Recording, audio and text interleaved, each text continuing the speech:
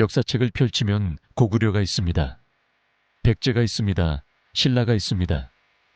그런데 이상한 점이 있습니다. 고구려를 세운 주몽은 자신이 부여에서 왔다고 말했습니다. 백제를 세운 온조의 아버지 역시 부여 출신이라고 기록되어 있습니다. 심지어 백제는 한때 국호를 남부여로 바꿀 정도로 부여와의 연결을 자랑스러워했습니다. 도대체 부여는 무엇이었을까요? 왜 두 개의 강력한 나라가 그토록 부여의 후예임을 강조했을까요? 더 이상한 건 이겁니다. 그렇게 중요한 나라였다면 왜 우리는 부여에 대해 거의 모를까요? 왜 역사의 주인공 자리에서 밀려나 있을까요? 오늘 여러분과 함께 풀어갈 이야기는 단순한 멸망사가 아닙니다. 이것은 한국 고대사의 가장 큰 미스터리입니다. 700년을 버틴 거대한 나라가 어떻게 역사의 그림자 속으로 사라졌는지, 그리고 그들이 남긴 유산이 어떻게 한반도 역사 전체를 바꿔놓았는지에 대한 추적입니다. 지금부터 시작합니다. 부여, 잊혀진 거인의 진짜 이야기를 상상해보세요. 기원전 2세기 무렵의 만주 벌판을. 겨울은 6개월 이상 이어집니다. 땅은 얼어붙고 바람은 뼈를 애는 듯 차갑습니다. 농사만으로는 도저히 살아갈 수 없는 곳입니다. 이곳이 바로 부여가 태어난 무대입니다. 중국 사서는 이렇게 기록했습니다. 부여는 장성 북쪽 천리 밖에 있으며 남쪽으로는 고구려와 접하고 동쪽으로는 음루와 맞닿아 있다고. 하지만 여기 흥미로운 반전이 있습니다. 이토록 척박한 땅에서 태어난 나라가 오히려 당시 동아시아에서 가장 선진적인 국가 시스템을 만들어냈다는 사실입니다. 부여 사람들은 생존을 위해 혁명적인 선택을 합니다. 바로 연합입니다. 흩어져 있던 수많은 부족들이 하나의 이름 아래 뭉쳤습니다. 하지만 그냥 뭉친 게 아닙니다. 그들은 아주 독특한 시스템을 고안해냅니다. 왕이 있습니다. 하지만 이 왕은 절대 군주가 아닙니다. 왕 아래 4명의 강력한 부족장이 있었는데 이들을 사출도라고 불렀습니다. 마가, 우가, 저가, 구가. 말, 소, 돼지, 개를 뜻하는 이름들입니다. 각 부족은 자신들이 가장 잘하는 분야를 책임졌습니다. 말을 키우는 부족, 소를 키우는 부족, 농사를 짓는 부족. 그렇게 역할을 나눴습니다. 이것은 단순한 부족 연합이 아니었습니다. 이것은 고대 동아시아 최초의 분업화된 국가 시스템이었습니다. 여기서 놀라운 반전이 하나 더 등장합니다. 부여는 매우 일찍부터 철기 문화를 받아들였습니다. 철로 만든 농기구는 얼어붙은 땅을 뚫고 더 많은 곡식을 거둬들였습니다. 철로 만든 무기는 외부의 침략을 막아냈습니다. 철로 만든 도구는 추운 겨울을 버티게 해주었습니다. 그런데 여기 더 중요한 사실이 있습니다. 부여는 단순히 철을 사용한 게 아니라 철을 생산하고 가공하는 기술을 보유했다는 점입니다. 중국 기록에는 부여가 만든 철 제품이 주변 나라들에 널리 퍼져나갔다고 나와 있습니다. 척박한 땅이 오히려 기술 혁신을 낳은 겁니다. 기원전 108년 고조선이 멸망합니다. 이 사건은 부여에게 엄청난 기회가 됩니다. 고조선이 사라지자 만주와 한반도에는 수많은 작은 부족 국가들만 남았습니다. 옥저, 동해, 삼한의 여러 소국들. 이들의 우두머리는 그냥 부족장에 불과했습니다. 신지, 읍차, 거수왕 같은 토착적인 명칭으로 불렸죠. 하지만 부여는 달랐습니다. 부여의 우두머리는 왕이라고 불렸습니다. 고조선이 사라진 뒤 만주 땅에서 유일하게 왕이라는 칭호를 사용한 나라였습니다. 이것은 단순한 명칭의 차이가 아닙니다. 이것은 국가 체계의 차이였습니다. 부여는 체계적인 관료 조직을 갖추고 있었고 명확한 법률 체계를 운영했으며 대외 관계를 독자적으로 수행할 수 있는 진정한 국가였습니다. 중국의 거대 제국 한나라조차 부여를 함부로 대하지 못했습니다. 한나라는 부여를 동쪽의 강력한 이웃으로 인정하고 정식 외교 관계를 맺었습니다. 그런데 여기 첫 번째 복선이 깔립니다.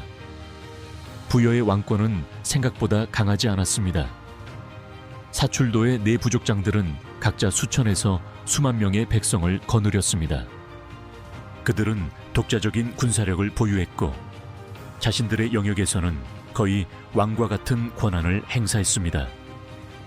왕은 이들 중에 대표였습니다. 가장 강한 부족의 우두머리였지만 다른 부족장들의 동의 없이는 중요한 결정을 내릴 수 없었습니다. 이것은 부여의 강점이었습니다. 광활한 땅을 효율적으로 다스릴 수 있었죠. 하지만 동시에 이것은 부여의 약점이 될 수도 있었습니다. 위기가 닥쳤을 때 하나로 뭉치지 못하면 쉽게 무너질 수 있는 구조였습니다.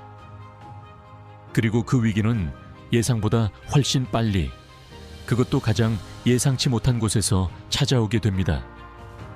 기원전 37년, 부여의 왕궁에 한 소년이 있었습니다. 그의 이름은 주몽. 그는 부여 왕실과 복잡한 관계를 맺고 있었습니다. 어머니 유화 부인은 전설적인 해모수와의 사이에서 주몽을 낳았지만 부여의 금화왕이 그녀를 거두어 들였습니다. 주몽은 뛰어났습니다. 활을 쏘면 백발백중이었고 말을 타면 바람처럼 빨랐습니다. 그의 재능은 너무나 눈부셨습니다. 하지만 바로 그 재능이 문제였습니다. 금화왕의 친아들들, 특히 장남대소는 주몽을 두려워했습니다. 이 이방인이 언젠가 왕위를 위협할까봐 걱정했습니다. 결국 주몽은 선택해야 했습니다. 머물면 죽음이었습니다. 그는 남쪽으로 도망쳤고 압록강 부근의 험한 산악지대에 자신만의 나라를 세웠습니다. 고구려의 탄생입니다. 하지만 여기 아무도 몰랐던 진실이 있습니다. 주몽은 부여의 모든 것을 가지고 갔습니다. 철기 기술, 군사 조직, 통치 체계. 고구려는 부여의 복제품이었습니다. 아니, 더 정확히 말하면 업그레이드된 버전이었습니다. 대소가 부여의 왕이 되었습니다. 그에게 고구려는 용납할 수 없는 존재였습니다. 자신을 위협했던 주몽이 세운 나라, 부여의 권위에 도전하는 나라. 대소왕은 결심합니다. 고구려를 없애버리기로. 대군을 이끌고 남쪽으로 진격했습니다. 부여의 철기병들이 산악지대로 쏟아져 들어갔습니다. 하지만 전쟁의 결과는 의외였습니다. 고구려는 험한 지형을 이용해 부여군을 교란했습니다.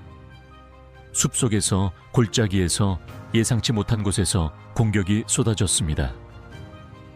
부여의 기병대는 좁은 산길에서 제 힘을 발휘하지 못했습니다. 전쟁은 교착 상태에 빠졌습니다. 더 놀라운 건 고구려의 전략이었습니다. 그들은 정면 대결을 피하면서도 끊임없이 부여의 국경을 괴롭혔습니다. 기습과 퇴각을 반복했습니다. 부여는 막대한 자원을 쏟아부었지만 결정적인 승리를 거두지 못했습니다. 여기서 첫 번째 균열이 생깁니다. 세월이 흘렀습니다. 주몽이 죽고 그의 아들이 왕이 되었습니다. 그리고 주몽의 손자 대무신왕이 왕위에 올랐을 때 상황이 역전됩니다.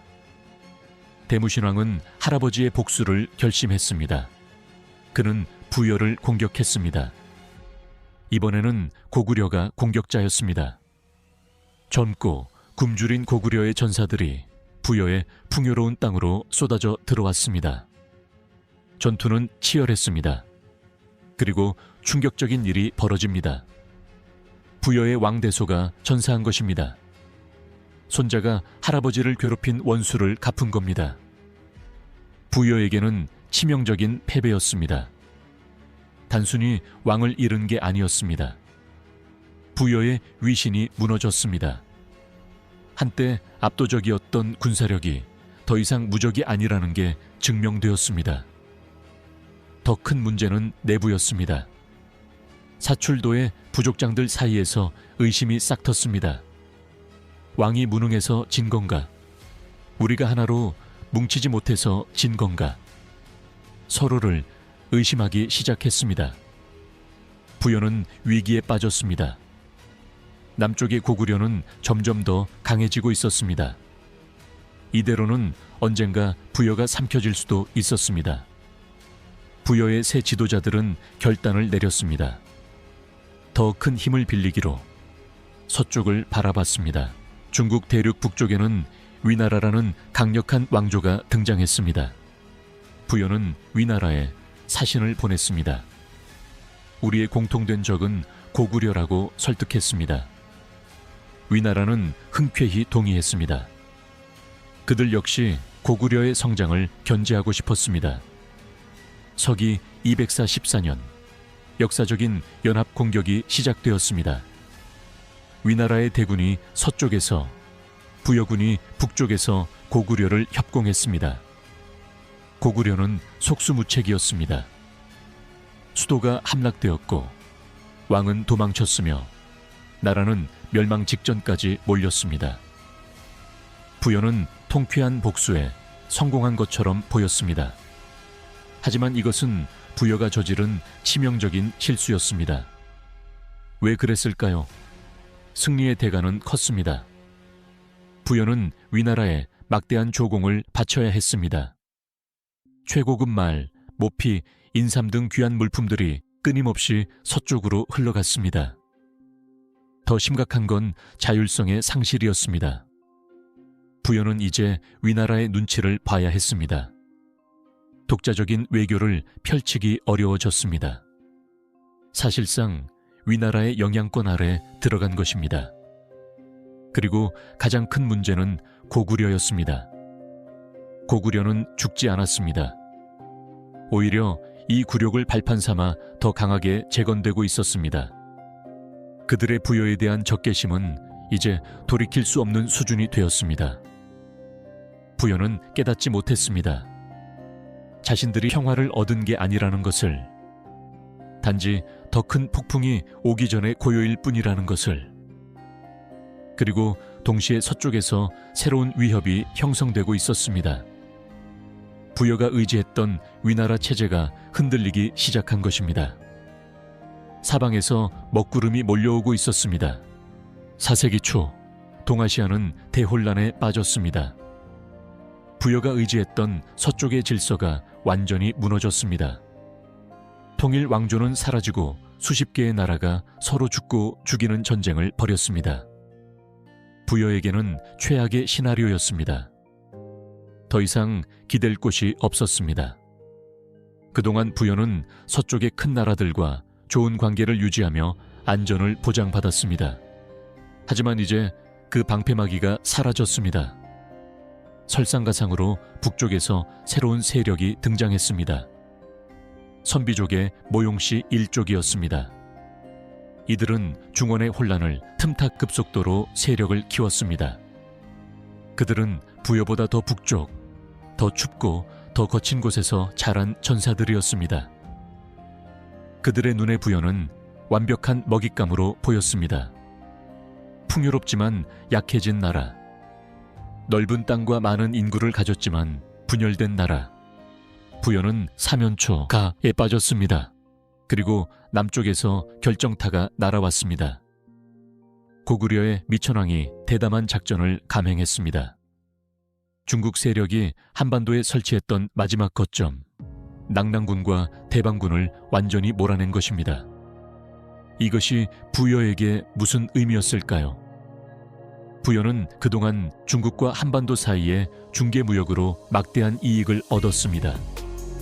북방의 특산물을 남쪽으로, 남쪽의 귀한 물품을 북쪽으로. 부여는 이 무역로의 핵심이었습니다. 하지만 이제 고구려가 그 길목을 차지해버렸습니다. 부여는 경제적으로 고립되었습니다. 수입은 급감했고 외교적 영향력도 사라졌습니다. 설상가상으로 고구려는 이제 중국과 직접 교류하며 최신 기술과 문물을 받아들이기 시작했습니다. 판세가 완전히 뒤집힌 겁니다. 한때 부여가 고구려를 내려다봤다면 이제는 고구려가 부여를 압도하고 있었습니다. 외부의 압박이 커지자 부여의 내부 모순이 터져 나왔습니다. 사출도 체제, 한때 부여의 가장 큰 강점이었던 그 시스템이 이제는 약점이 되었습니다. 위기 앞에서 하나로 뭉쳐야 했지만 그러지 못했습니다. 각 부족장들은 자기 영역의 이익을 먼저 챙겼습니다. 어떤 부족은 고구려와 은밀히 접촉했고 어떤 부족은 북쪽의 선비족에게 접근했습니다. 왕의 권위는 바닥으로 떨어졌습니다. 중앙정부는 명령을 내렸지만 지방의 부족장들은 따르지 않았습니다. 군사를 모으라고 했지만 각자 자기 땅만 지키려 했습니다. 부여는 이미 국가로서의 응집력을 잃어가고 있었습니다. 700년 동안 이어온 체제가 삐걱거리며 무너지기 시작한 것입니다. 그리고 최후의 순간이 다가왔습니다. 서기 346년 겨울, 북쪽에서 말발굽 소리가 들려왔습니다. 하늘을 뒤덮을 정도로 많은 말들이었습니다. 선비족 모용씨의 대군이었습니다. 이번에는 경고가 아니었습니다. 이번에는 협상의 여지가 없었습니다. 완전한 정복이 목표였습니다. 부여군은 싸웠습니다. 하지만 조직적인 저항은 불가능했습니다. 각 부족이 따로따로 싸웠습니다. 어떤 곳은 끝까지 저항했고 어떤 곳은 일찍 항복했습니다. 모용의 군대는 사정없이 밀고 들어왔습니다. 부여의 수도가 포위되었습니다. 왕궁이 불탔습니다. 왕의료는 적에게 사로잡혔습니다. 그리고 가장 비극적인 장면이 펼쳐졌습니다. 5만 명이 넘는 부여 사람들이 포로가 되어 북쪽으로 끌려갔습니다. 노예가 되기 위해서였습니다.